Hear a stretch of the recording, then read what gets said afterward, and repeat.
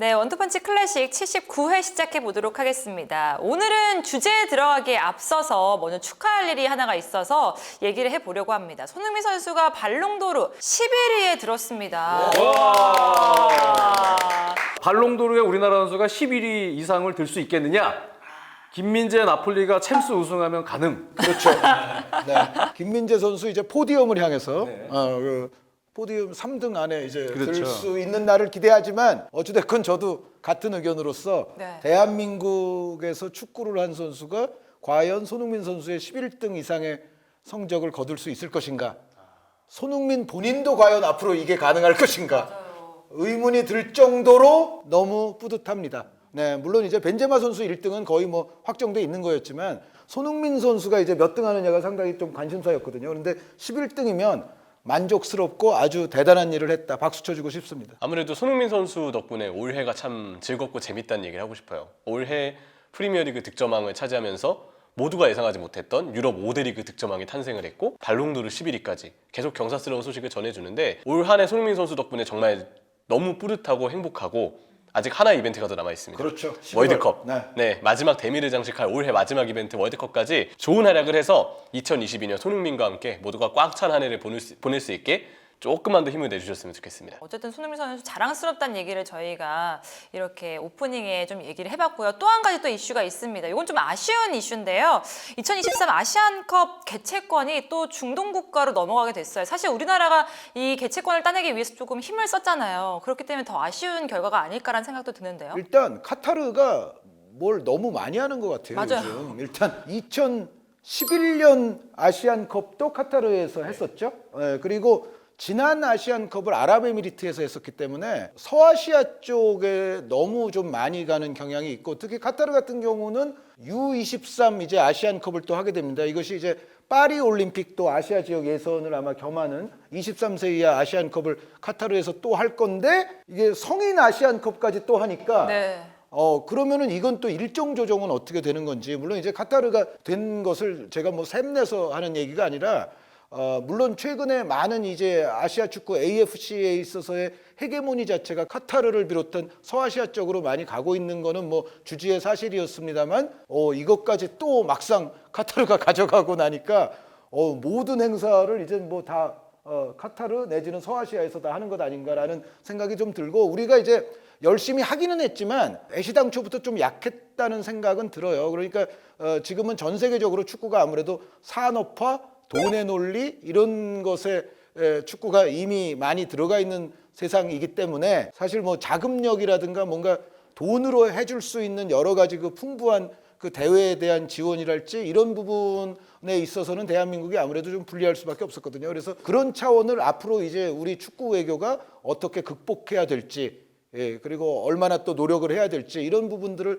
이번 기회에 또 우리가 좀 곱씹어 봐야 되지 않을까라는 생각입니다. 샘나서 그런 게 아니라 객관적으로라고 말씀하셨는데 전 샘나요 솔직히. 왜냐하면 서아시아 한 번, 동아시아 한 번 이렇게 좀 왔다 갔다 했었는데 이번에 다시 또 그쪽으로 갔다는 거는 저는 솔직히 샘나는 일인 것 같아요. 그게 뭐 어떻게 보면은 그 조직 AFC 내에도 한국에 대해서 무언가 고마움을 느끼고 뭔가 그런 게 있어야 또 거기 있는 회원들도 뭔가 투표를 하겠죠. 근데 우리나라가 보면은 큰 행사들, 뭐 올림픽이 됐든 하계 올림픽 혹은 뭐 동계 올림픽 뭐 그러한 큰 행사가 유치가 될 때는 진짜 뭐 대기업 하나 딱 중심이 돼가지고 정부 차원에서 그것도 아주 일정 기간 계획적으로 로비도 하고 또 지원도 하고 여러모로 그런 작업을 통해서 그런 것들을 따냈던 경험들이 있죠. 네. 월드컵도 마찬가지고요. 네. 근데 우리나라가 대한축구협회를 비롯해서 전체적으로 보면 아시아 쪽에서 관장하는 쪽의 어떤 기구들에 대한 대회는 사실은 조금 등한시한 경우들이 많아요. 네. 실제로 아시안컵 같은 경우도 우리가 진짜 아시안컵이다 이래가지고 대회에서 전 국민들이 이렇게 관심을 갖고 한 게 그렇게 오래되진 않았어요. 그러니까 네, 20세기까지는 우리가 아시안컵 우리가 개최했던 60년, 1960년 이후에 지금 63년 만에 개최해서 한번 우승도 해보자 이거였잖아요. 그런데 굉장히 장기간 동안 지금 우승도 못했을 뿐만 아니라 개최도 못했었는데 지금 장 의원님 말씀대로 우리가 특히 20세기까지는 이 대회 자체에 그렇게까지 우리가 열심히 하질 않았어요. 대회 자체 아시안컵 우승이라는 게 되게 중요하구나, 상당히 가치가 있구나라고 저는 고등학교 졸업할 때까지 별로 생각을 해본 적이 없어요. 우리 축구 팬인데도. 한 의원님이 얘기했던 20세기 99년 이때까지도 국민들이 아시안컵 우승 이게 진짜 절실하고 뭐 그런 분위기는 아니었다고 저는 생각이 들어요. 그만큼 그런 문화가 우리는 그냥 월드컵이죠. 월드컵 지역에선 올림픽 예. 지역에선 맞아요. 이제 이런 게 중요한 올림픽 거죠. 지역에서 한국에서. 올림픽 월드컵이지 아시안컵은 그냥 중간에 하는 대회인데 뭐 우승하면 좋고 뭐 아니라도 뭐 국민들이 전혀 불만을 삼거나 하진 대회는 아니었다. 근데 이제 21세기가 들어서면서부터 기류가 약간 바뀌었죠. 이게 보니까 유로나 코파 아메리카처럼 이거 대륙컵이었네. 그거를 좀 약간 뒤늦게 그렇죠. 깨달았고 대륙컵 우승을 하니까 컨페더레이션스컵 기회가 부여되네. 정말 세계적인 강팀이랑 그렇죠. 공짜로 대전을 할 수 있는 기회가 주어지네. 그런 거를 그러니까 21세기부터 좀 맞아요. 인식을 했어요. 예. 그리고 나서 대한축구협회도 역시 뭔가 그때부터는 우리도 AFC 쪽에 좀 뭔가 해야겠구나. 그런 거를 빨리 인지해서 작업에 들어간 게 아니고 그 시간이 또 더뎠어요. 네. 여전히 그렇습니다. 그러니까 AFC 쪽에서 볼 때는 한국은 그냥 뭐 특별하게 AFC 쪽에다가 어떤 베네핏을 준 게 별로 없어요. 사실상 월드컵 신경 쓰는 것만큼의 절반 정도만 신경 써도 AFC 아시안컵 따낸다고 봐요. 그러니까 그 정도도 하나도 안 됐다고 생각이 들기 때문에 이제부터라도 대한축구협회도 이번 기회를 토대로 조금 더 외교적인 어떤 그런 협상 능력이나 그 다음에 뭐 AFC에 관한 어떤 전체적인 그런 플랜들을 다시 짜는 새 판에서 그런 계기가 됐으면 좋겠습니다. 시간이 명분을 만들어주지는 않잖아요. 우리가 느끼기에는 우리 63년 동안 아시안컵 개최를 안 했다. 이젠 진짜 해야 된다라고 우리 스스로는 그런 어떤 절실함을 가질 수 있지만 다른 국가들이 그냥 한국이 63년 동안 개최 안 했다는데 이번에 한번 기회를 주자 하고 알아서 기회를 주는 법은 없거든요. 우리가 좀 급하게 준비를 한 감이 있고 그러면서도 다른 국가들보다 과연 우리가 경쟁에 있어서 우위를 점한 만큼의 열심히 준비가 어떤 준비의 과정들이 길었느냐 혹은 준비의 노력들이 더해졌느냐라고 봤을 때는 너무 짧았고 너무 그 부분에서 경쟁력을 이번엔 잃을 수밖에 없었다는 생각이 들어요. 어쨌든 다시 원래 있었던 중국이 취소되고 갑작스럽게 개최지가 변경되는 상황에서 나왔던 갑작스러운 상황이었는데 다음 대회에 대한 개최부터는 다시금 평등한 위치에서 아예 출발점 모든 동일한 위치에서부터 시작을 하니까 이젠 더 이상 시간의 명분으로 삼을 어떤 생각보다는 우리의 탄탄한 준비대로 어떻게 다른 국가들과 기관의 마음을 움직일 수 있는지에 대한 고안을 하는 게 지금은 필요한 일이라고 생각합니다. 참 이명철 의원님 똑똑하지 않아요? 참 설득도 잘 되고 그거에 대해서 학교 선생님처럼 참 잘 말해주시는 것 같아요. 젊은 나이에. 선생님 얘기가 나와서 그런데 딱 보면은 그냥 느낌이 저 고등학교 때 교장 선생님 그리고 우리 이명철 의원은 엘리트 교생 선생님 하다가 바로 엘리트 맞아. 딱 바로 이제 정교사 돼가지고 정교사 돼서 딱 들어온 딱 그 힘이 딱 선생님이죠. 들어가 있고 네. 수업이 그냥 알찬 그런 느낌으로. 어쨌든 여러분들 오프닝에서 이렇게 손흥민 선수 얘기하고 또 아시안컵 얘기를 했는데 이건 오프닝에 불과했습니다. 이제 본격적으로 들어가 볼 건데요. K리그 얘기를 좀 해보려고 해요. 이제는 할 때가 됐죠. 우승 경쟁이 이제 끝이 났습니다. 울산이 17년 만에 우승이라는 대업을 야. 가져갔어요. 이렇게 박수를 쳐야 돼요. 7, 8, 9, 10, 11, 12, 13, 14, 15, 17 와. 오래 걸렸네요. 17년 그걸 만입니다. 굳이 17번을 치세요. 제 행위의 수를 무시합니까? 나름 행위에서 좋았어요. 17년의 긴 세월을 박수를 표현하는. 아니 근데 스플릿 되기 전에 우승 뭐 그런 얘기할 때 이명철 해설위원만 유독 전북이 뒤집을 것 같다고 얘기했던 기억이 나거든요. 여러분들 맞아요. 그 짧고 편집해 주셔서 이게 접니다. 네. 아니 왜 뒤집지를 못했을까요, 전북이? 아무래도 이제 저는 그때도 그걸 믿었던 것 같아요. 원투펀치에서 다뤘을 때 반대로 가는 기록이 나올 수 있다. 또 한편으로는 위기감을 조성하는 팀이 원투펀치에서 언급되는 순간 바로 반등할 수 있다는 징크스를 이거는 믿어봤습니다. 리버풀. 맞아요. 리버풀 네. 반등. 와 근데 그거는 우리 또 박수 쳐줘야 돼요. 지금 리버풀. 원투펀치에서 맨유 얘기했고 첼시 얘기했고 리버풀 얘기했는데 그때마다 바로 반등하지 않습니까? 원투펀치 효과? 이렇게 봐야 될까요? 좀 뭔가 다뤄줬으면 좋겠는 팀 있으시면 댓글 다시면은 잘 참고해 보도록 하겠습니다. 자 막간을 이용해서 잠시 해치고 넘어갔다가 다시 국내 리그로 돌아오겠습니다. 얘기 계속 해보시죠. 변명을 해보세요. 아무래도 이제 저는 전북이 그래도 우승을 해봤던 선수들로서 마지막에는 멘탈적인 부분에서 앞설 수 있을 거라고 생각을 했는데 울산이 팀의 완성도로 저는 이거를 이번 시즌만큼은 꺾어버렸다고 생각이 들어요. 그러면 그 팀 완성도를 중간에 바꿔준 포인트가 어디서 나왔는가를 봐야 되는데 사실 저는 처음부터 홍명보 감독이 되게 괜찮은 플랜 A를 바탕으로 그리고 아주 우수한 선수단을 바탕으로 정말 좋은 축구를 한 팀이었다고 생각을 해요. 근데 시작부터 약간씩 부침 있는 과정들이 있었는데 첫 번째는 후방 빌드업을 할 때 박용우 선수를 위주로 원볼란치 형태로 약간 변형이 되면서 박용우의 볼 전개를 바탕으로 미드필더를 거쳐가는 빌드업들이 많이 나왔습니다. 근데 조현우 골키퍼가 킥이 아무래도 좀 불안한 편이고 박용우 선수도 그 위쪽에 혼자 남아있게 되면 압박에 둘러싸였을 때 아무리 우수한 선수와 괜찮은 전술이 있다 한들 약점이 지적되고 집중적으로 공략을 당하는 순간에는 고전을 할 수밖에 없거든요. 그 상황에서 첫 번째 터닝 포인트는 역시 이청용 선수의 내려와주는 움직임이 더 활발하게 시도가 되면서 중반기 때까지는 울산이 아주 좋은 축구를 하면서 상승세를 이끌었다는 생각이 듭니다. 근데 아무래도 울산이 빌드업은 잘 푼다 한들 중앙 위주로 공격을 펼치는 과정에 대해서 상대하는 팀들이 그냥 아예 밀집 수비 대용으로 막아버리니까 거기서도 울산 선수들이 한 번 위기를 겪기 시작했어요. 그때 이미 전북하고 승점 차가 좀 좁혀지는 거 아니냐, 중반기에서 후반기 넘어갈 때 좀 어려움이 있는 게 아니냐는 얘기들도 있었고 여기에 이 부분의 흐름에 가속화를 해준 것이 그 아시아 챔피언스 리그를 병행하면서 따라오게 된 피로 누적을 유독 울산이 더 많이 느낀 듯한 느낌이 좀 들었죠.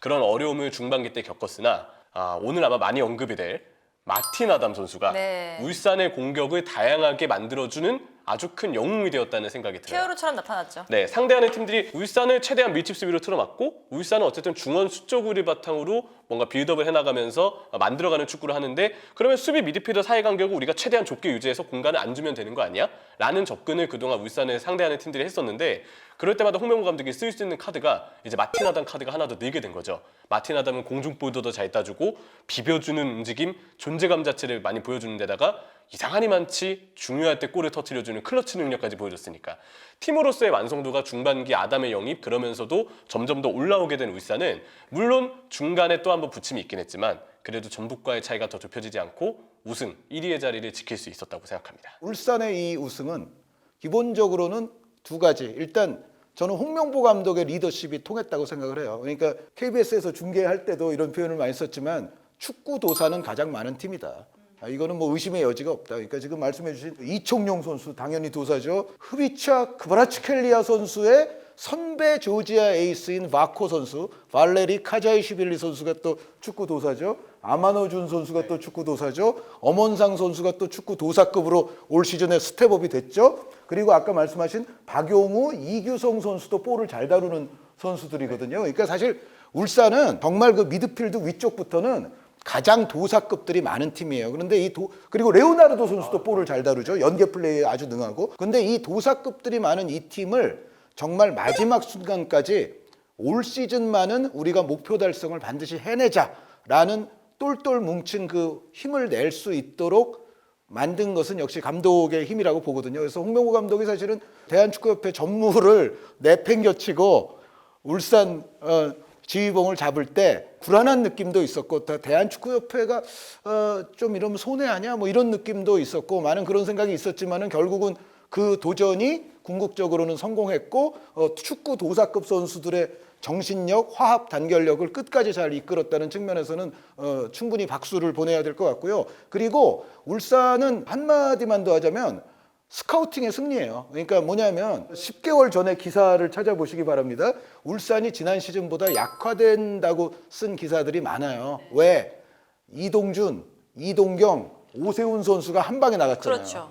물론 여전히 바코라든가 이청용 같은 축구도사가 존재했지만 과연 이 세 명의 젊은 선수, 그것도 국가대표급 아주 훌륭한 선수들 아닙니까? 그 선수들의 빈자리가 어떻게 될까 했는데 여기에 아마노준 선수가 오고 레오나르도 선수가 왔는데 이 선수들이 너무 잘하는 거예요. 역시 또 축구도사예요. 그러니까 기가 막힌 영입을 한 거고 결국은 이제 여름에 마틴 아담 선수까지 가세가 돼서 그리고 엄원상 선수를 또 돈을 들였지만 잘 데려왔죠. 나간 선수들에게는 굉장히 미안하지만 결과적으로는 이게 엄청나게 팀이 잘 꾸려진 거죠. 그래서 울산의 뭐 스카우팅에도 물론 이제 코칭 스텝의 영향이 또 있었겠죠. 그런데 어떻게 스카우트가 됐는지는 뭐 저도 정확히는 모르지만 결과적으로 보면 상당한 안목으로서 정말 필요하고 볼 잘 차는 선수들을 제대로 데려왔다. 저는 그 울산의 스카우팅 그리고 감독의 리더십 여기에도 분명히 저는 중요한 원인이 있었다고 생각합니다. 저는 한 의원님이 얘기했던 울산의 스카우팅 칭찬에 대해서 전적으로 동의하죠. 엄원상 선수도 어찌됐든 본인도 그런 노력을 했겠지만 울산에 올해 입단해서 구단에서도 너의 단점이 이런 부분이니 이런 부분 보완해라. 그래서 피지컬적인 부분, 그동안 계속 꼬리표처럼 달아오던 결정력의 문제, 마무리에 대한 문제, 마무리는 크로스를 포함한 겁니다.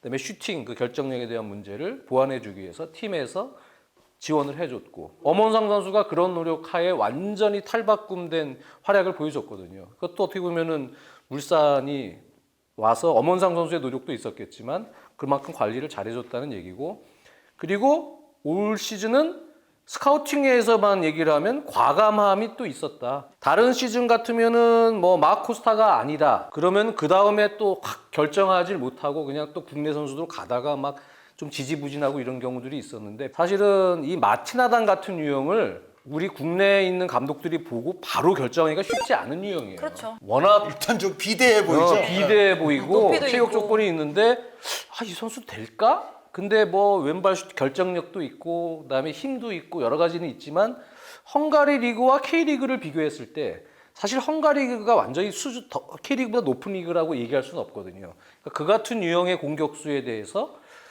결단하기가 쉽지 않은데, 울산은 확실히 그런 부분 결단을 잘했고, 결국은 그것이 항상 고비를 못 넘었던 게 지난 시즌도 그렇고 지난 시즌도 그렇지만, 지난 시즌도 35라운드 전북전 2대3으로 졌던 그 경기 고비 못 넘겨서 결국 무너진 거 아닙니까? 울산이. 근데 이 올 시즌에는 또 무너질 뻔했거든요. 근데 그거를 인저리 타임에 마틴 아담이 2개를 해주면서 그걸 뒤집어 버려서 그게 승점 6점짜리가 된 거 아니에요. 말 그대로. 승점 2점 차가 될 뻔한 게 순식간에 인저리 타임에 8점 차로 늘어난 거거든요. 그게 우승의 가장 큰 원동력이 됐죠. 그렇죠. 네, 또 울산의 그런 절실함, 네, 그런 것도 거기에는 담겨져 있고, 그래서 팬들도 확실히 그런 게 느껴져요. 그 절실함이 또 만들어냈죠. 그러니까 다 시너지가 잘 맞은 것 같아요. 네. 그럼 전북의 6연패에 실패한 이유가 어떤 게 있을지에 대해서 한마디씩 해주시면 좋을 것 같아요. 결국 이제 우승에 성공한 울산과 성공하지 못한 전북이기 때문에 어느 부분에서 가장 극명한 차이가 드러났을까를 봐야 되는데요. 제가 느끼는 가장 큰 차이는 경기 외적으로 얼마나 많은 얘기들이 오고 갔느냐, 나왔느냐에 대한 여부인 것 같아요. 울산은 홍명보 감독 아래에서 아무리 팀이 좀 결과가 흔들리고 조금 내용적으로 불안한 경기들이 나오고 수비 쪽 문제가 잠깐 불거질 때도 있었고 했었지만, 오히려 저 울산보다는 전북이 팀적인 이슈가 더 많았던 시즌이 아니었나 싶어요. 이거는 팬들의 김상식 감독에 대한 약간 아쉬운 여론도 그럴 수 있고, 실제로 전북이 홈팬들의 수가 떨어지는 부분에 대해서 관중분들이 굉장히 많은 걱정을 하시더군요. 그리고 구단과 관련된 팬들 간의 어떤 갈등들, 아쉬워하는 부분들, 다양한 얘기들이 나오면서 그 시즌 내내 이슈들이 좀 끊이지 않았었습니다. 인터뷰 때문에서라도 잠깐 이제 선수하고 언급이 좀 되는 경우들도 나왔으니까, 그런 부분들이 가장 제가 볼 때 한 시즌을 정리해보면 울산과 전북의 좀 큰 차이가 아니었나 생각을 하고요. 전북은 일단 올 시즌도 그렇고 이전 시즌들도 그렇지만, 지난 시즌은 그래도 김상식 감독이 중간중간에 이 팀, 이 전술, 이 스쿼드 구성에서 상대하는 팀들이 어느 정도 대응을 하니까 김상식 감독이 어려움을 겪는구나 하던 시점에 변화를 주면서 잠깐이나마 상승세를 좀 이어가는 타이밍들이 있었어요. 뭐 4-4-2 전술을 썼다가 4-2-3-1을 썼다가 후반기에는 다 안 되니까 4-3-2-1, 흔히 얘기하는 크리스마스 트리형 전술을 썼는데, 이게 통하면서 올 시즌 전반기까지는 그 전술이 이어질 때 보였거든요. 근데 중간에 있었던 쿠니모토의 이탈과 같은 부분들은 전력적인 부분에서 봤을 때는 분명 전북에게 마이너스 요소가 그렇죠. 되었고, 그래도 막판 들어서 모두 바로 후에 말도 안 되는 활약들이 더해지면서 K리그에서의 진짜 와, 이거 최고의 클래스를 보여주는구나라는 느낌까지 모두 바로의 플레이를 보면서 저는 많이 느꼈어요. 이거는 팀적인 단위로 승부를 볼 수 없다. 너무 우수한 개인의 능력이 있기 때문에 바로우 덕분에 전북도 올라올 수 있었고, 그 바로우를 막을 수 있는 수단은 정말 좀 찾기가 힘들어 보였거든요. 근데 문제는 결국 그 활약이 좋은 선수에게 의존이 되는 부분이 눈으로도 보일 만큼 팀의 완성도에 대해서는 전북이 한 번쯤 점검을 해야 될 시점이 아닌가 싶어요. 전술적인 부분이 될 수도 있고, 지난 시즌은 그 전술들을 새롭게 꺼내는 타이밍에 잠깐이나마 상승세가 이어질 수 있을 만큼의 신선함도 있었을 수 있고 새로운 시도가 있었을 수 있지만, 올 시즌은 그에 비해서는 충격파가 좀 부족하지 않았나 싶고, 스쿼드적인 문제, 그리고 올 시즌 내내 있었던 어떤 이슈들까지 왜 우승하지 못했는가를 좀 곱씹어봐야 될 타이밍이 저는 지금이 아닐까라고 생각합니다. 네, 이미호님 말씀에 정말로 너무 공감을 많이 하고 있고요. 저희가 이제 그 베스트 11 K리그 정한 적 있지 않습니까? 저만 모두 바로우 선수를 포함시켰다는 거, 베스트 11에. 네. 정말 잘했죠. 네. 바로우 선수에게는 감독을 많이 받았어요. 그건 사실인데, 어쨌든 저는 뭐 전술적인 어떤 디테일, 빌드업에 있어서의 어떤 세부 전술 여러 가지 이야기들이 전북에 대해서는 아쉬움이 뭐 이미 수개월에 걸쳐서 계속 나왔었고 뭐 저도 뭐 뉴스 같은 데서 인터뷰도 했었고 합니다만 여기서 임 의원님이 정말 중요한 거 지적해 주셨다고 저는 생각하거든요. 뭐냐면 분위기. 이 분위기 자체가 전북이 정말 잘 나가던 시절을 회상해 보면 안 되는 것도 되게끔 하는 팀처럼 보였어요. 모든 분위기가. 그리고 뭐 예를 들어 승점이 조금 떨어져 있어도 아 전북에게 저 정도는 아무것도 아니지 라는 느낌을 줬고 어떤 경기 외적인 잡음들 이런 것 없이 정말 전북은 아시아의 최정상을 향해서 달려가는 팀이고 뭐 K리그에서는 우리를 막을 자가 없고 뭔가 그런 분위기가 철철 넘쳐 흘렀던 전북이거든요. 맞습니다. 안중 많은 것은 물론이고 그런데 올 시즌은 딱 봐도 이 모든 것이 그런 분위기가 아니었다는 거. 이거는 정말 전북이 아시아 최고 명문을 계속 추구해 왔고 그를 위해서 또 투자를 많이 해왔던 구단이라는 점을 곱씹어 봤을 때 한번 이건 제대로 생각을 해봐야 돼요. 이 지금쯤에는 물론 여태까지 뭐 5년 연속 우승을 했으니 얼마나 지금까지의 업적도 대단하고 뭐 K리그 역사상 지금 최다 우승팀이고 뭐 빛나는 업적을 특히 21세기 들어서 계속 쌓아왔던 건 사실이지만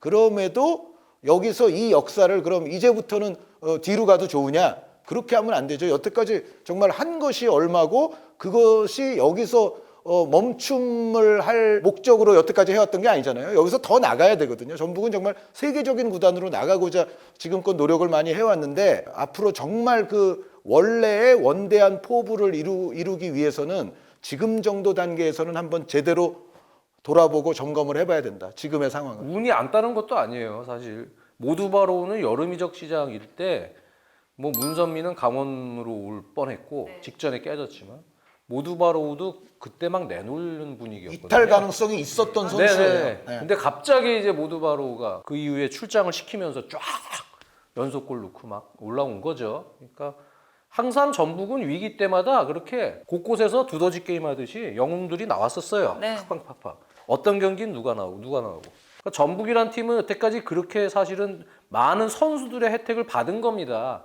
네. 그러니까 선수들은 저는 김진수를 비롯한 많은 선수들 고생 많으셨습니다. 네. 이제는 그런 것이 하나의 좀 팀 시스템으로서 더 조금 더 무르익은 팀으로 좀 성장해 줘야 그래야 전북현대가 희망하는 세계로의 그런 명문 클럽으로의 도약 이것을 꿈꾸는 기반이 되지 않을까. 이렇게 우승 얘기를 해봤고요. 이제 파이널 라운드에서 파이널 B에는 아직까지 결정이 나지 않은 부분이 있습니다. 마지막 라운드가 남은 상황이거든요. 수원FC와 대구는 잔류가 확정이 됐고요. 성남은 강등이 확정됐고 그리고 김천은 플레이오프가 확정이 된 상황이죠. 그러면서 서울과 지금 수원 삼성이 남아있는데 기로에 서 있거든요. 반등 가능성이 과연 누가 있을지. 수원 삼성 같은 경우는 사실 지난 대구전 졌을 때 에이 끝났다 승강 플레이오프 해라 그랬죠 사실은. 근데 지난 경기 서울이 지고 수원 삼성이 수원 FC에게 3대0으로 이겼는데 저는 사실은 전체적인 스쿼드에 대해서는 좀 불만이긴 해요. 그래서 어쨌든 잔류만 되면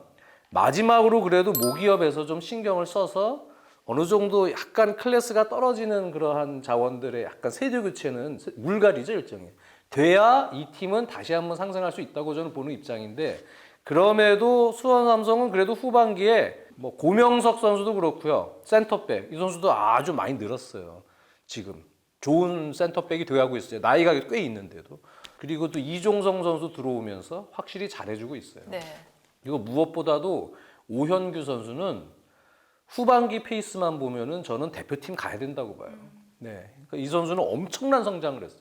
특히 후반기 들어서. 전체적으로는 뭐 시즌 초반부터 용병역이 망하고 그로닝 망하고 뭐 여러 가지 문제들이 많이 발생이 되면서 계획이 다 어그러졌지만 후반기에 어떤 상승 곡선을 가고 있는 폼이 그래도 제 생각엔 괜찮은 선수들 거기에 좀 살들이 붙여서 조금 더 팀의 어떤 응집력이 마지막 경기에 발현이 되면 그러면 김천 원정은 승리하지 않을까 그렇게 저는 예상을 하기 때문에 결국은 서울이죠. 서울이 과연 수원 FC전을 어떻게 칠 수 있느냐. 승점이 2점 차니까 이겨야 된단 말이에요. 수원 삼성이 이기게 되면 지금 다득점은 똑같아서 서울은 비기게 되면 뭐 5대5, 6대6 이렇게 비겨야 되는 거죠. 그렇죠. 네, 다득점으로. 수원 삼성이 이긴다면 그런 다득점으로 비길 생각하는데 그렇게는 하긴 되긴 힘들고 어쨌든 그렇기 때문에 서울도 이겨야 되는 입장이라고 봐야 되는 겁니다. 네, 수원 삼성이 이긴다면 이쪽 경기에서 동시간대. 근데 뭐 그런 부분을 생각하면은 역시 FC 서울이 어떻게 하느냐의 문제인데 김주성, 오스마르, 이상민 이 3백 체계로 바꿨는데 제가 보면 여전히 경기를 뭐 주도해서 가는 건 좋은데요. 근데 약간 효율적으로 공격을 갈 수 있을 때도 패스의 수가 너무 많다. 조금 더 간결하게 가서 조금 더 전방에서 싸워서 플레이를 할 수 있는 타이밍에서도 좀 뭐랄까 공격 템포가 좀 빠르지 않고 오히려 미스가 좀 중간중간에 나오거든요. 서울도. 그러면 기성용, 뭐 뒤에 오스마르, 뭐 센터백 라인, 이상민 이런 선수들이 전환 템포, 수비로 전환되는 템포나 기동력이 빠르지 않아요. 네. 네. 대구전 때도 제카 선수에게 제카가 물론 장신인데 느린 선수는 아니지만 그렇다고 아주 빠른 선수도 아닙니다. 이런 선수에게 그냥 역습으로 뒤를 그냥 털리는 그런 정도의 기동력이란 말이에요. 지금 그게 서울의 현실이에요. 허리 라인은 미드필더와 수비 라인이 항상 올라갔다가 어쨌든 끊겼을 때 그 사이 공간의 커버들이 잘 안 되고 왜? 리커버리가 좀 늦어요.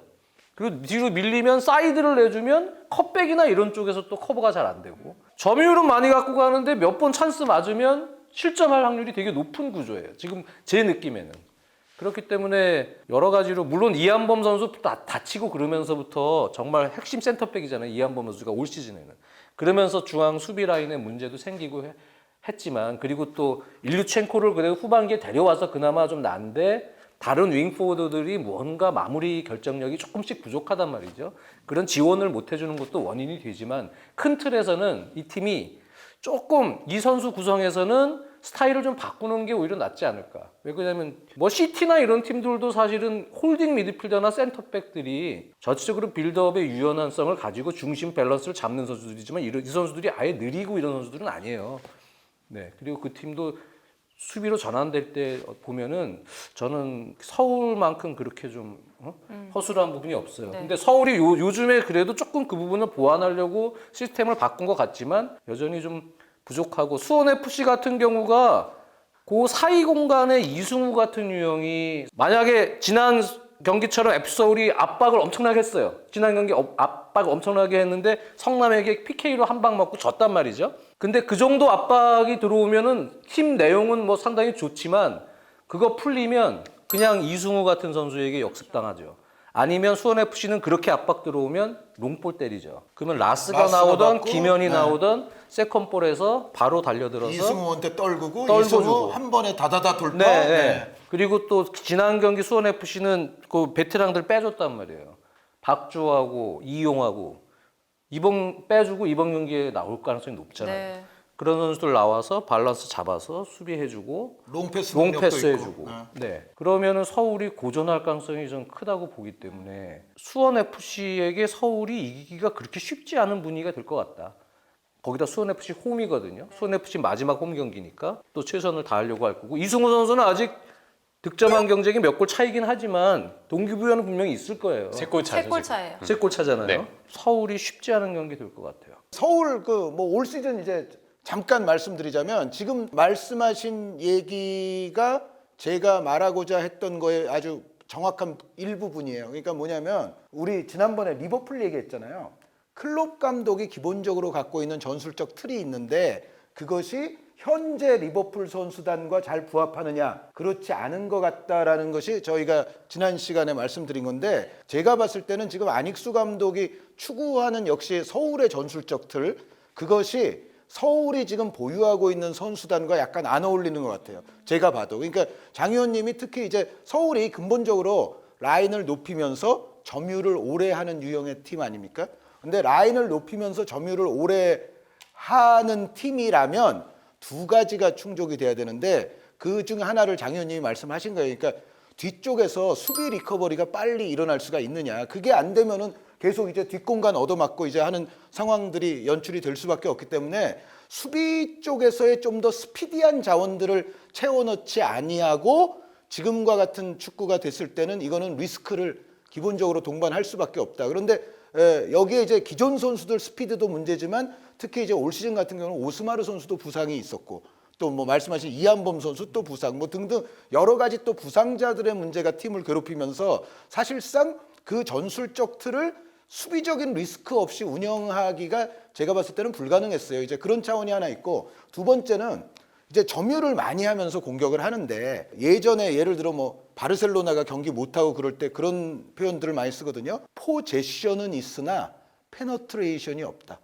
그러니까 점유는 볼은 오래 갖고 있지만 그에 합당할 만큼의 침투가 이루어지지 않으면 사실은 원하는 만큼 골을 넣기가 어려워져요. 그런데 올 시즌에 서울이 또 좀 뼈아팠던 게 제가 봤을 때는 역시 고요한 선수의 장기간의 부상. 이제 이런 부분들이 서울이 뭐 기본적으로는 올 시즌 이제 4-3-3 내지 뭐 4-1-4-1 같은 형태를 많이 구사를 했는데 이런 형태를 구사할 때 근본적으로 이른바 메잘라 위치라고 하죠. 중앙의 사이드 쪽 중앙 미드필더들의 침투와 연계 작업이 굉장히 활발하게 일어나지 않으면 톱은 고립될 수밖에 없고 그 작업이 또 일어나줘야 윙포워드들의 득점력도 더 살릴 수가 있는데 이 이른바 이 메잘라 위치가 제가 봤을 때는 지금 서울이 추구해왔던 축구를 잘할 수 있을 만큼의 선수 진용이 또 제대로 일어나지 않았다는 생각이 들어요. 여기에는 이제 고요한 선수의 부상이라든가 혹은 뭐 한승규 선수의 부상이라든가 이런 부분도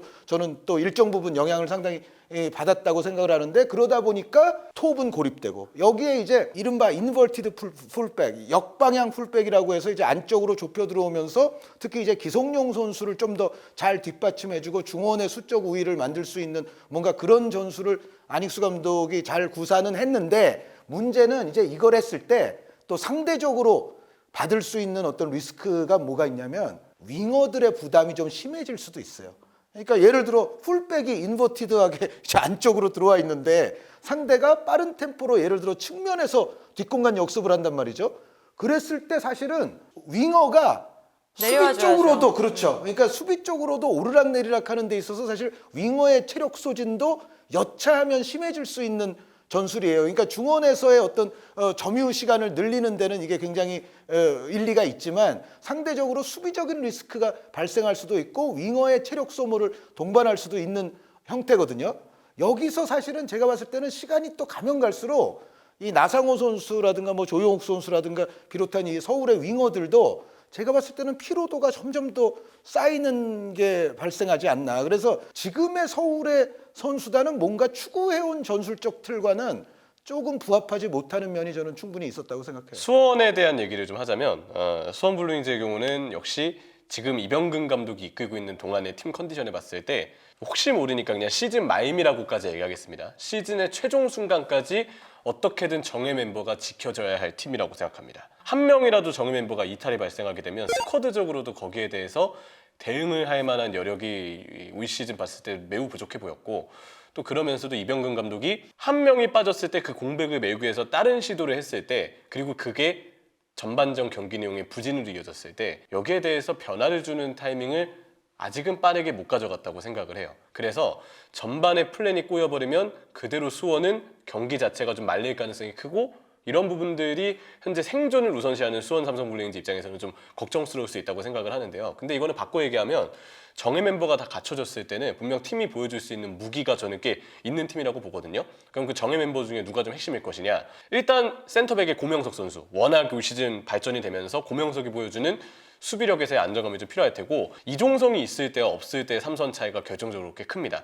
사실 이제 수원이 이종성이 오기 전까지 삼선의 불안점 때문에 저는 전력 유지가 잘 안 됐던 팀이라고 봤거든요.